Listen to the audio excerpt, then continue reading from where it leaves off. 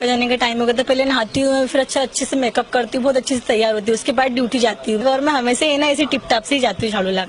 महंगी साड़ी तो कभी अन्य आकर्षक परिधान, होठों पर लिपस्टिक, मॉडल के रूप में श्रृंगारित आभा मंडल, कभी चोटी तो कभी खुले केश रखकर एक सुंदर सी लड़की जब ओंकारेश्वर की सड़कों पर झाड़ू लगाने के लिए निकलती है तो लोग उसे आश्चर्य से देखते ही रह जाते हैं। कोई उसकी फोटो खींचता है तो कोई जिज्ञासावश यह जानने का प्रयत्न करता है कि अंततः वह ऐसा करती क्यों है।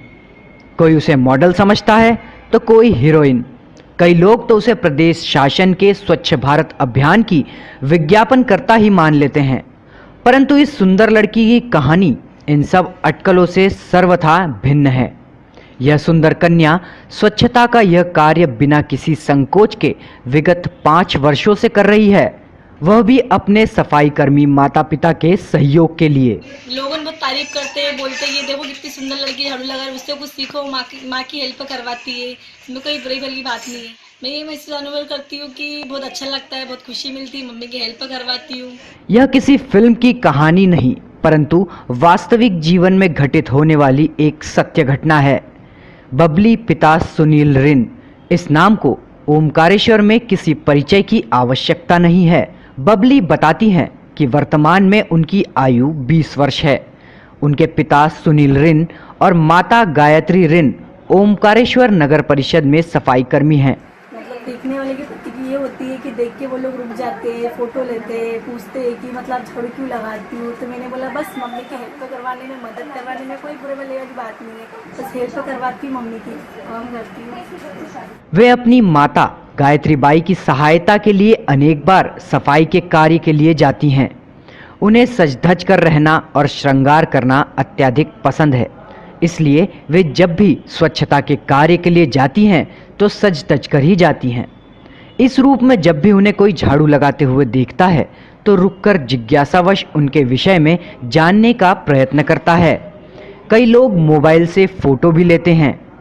बबली का कहना है कि यह कार्य वह 15 वर्ष की आयु से कर रही है।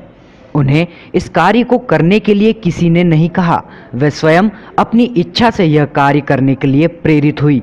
उनके आकर्षक व्यक्तित्व को देखकर कई लोग उनसे फिल्मों या मॉडलिंग के क्षेत्र में जाने की बात भी पूछ लेते हैं, तो बबली सहसा ही कह देती है कि यदि कोई ऐसा ऑफर आता है तो उन्हें कोई समस्या नहीं होगी, यह भी भाग्य की बात है। अगर मौका मिलता है तो किस्मत की बात है, अगर किस्मत ले जाए तो फिर बात ये लगी चले जाएंगे। जैसे कि आप रोड पर झाड़ू लगाते उस समय आप लोगों की प्रतिक्रिया क्या होती है?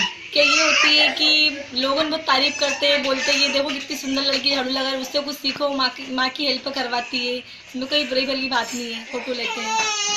बस मैं ये देना चाहती हूँ कि अगर कुछ करना है तो अपने पैरों पर खड़े हो सकते हो, अपनी जिम्मेदारी को लेके चल सकते हो, कर सकते हो काम, कोई शर्म वाली बात। बबली के इस असाधारण कार्य का समाचार प्रदेश की राजधानी भोपाल तक भी पहुंच गया। जब मुख्यमंत्री शिवराज सिंह चौहान को बबली के इस कार्य के संबंधित जानकारी मिली तो उन्होंने उससे मिलने की घोषणा कर दी। अब अगले माह 2 जुलाई को सीएम श्री चौहान स्वयं बबली से मिलने ओंकारेश्वर पहुंचेंगे।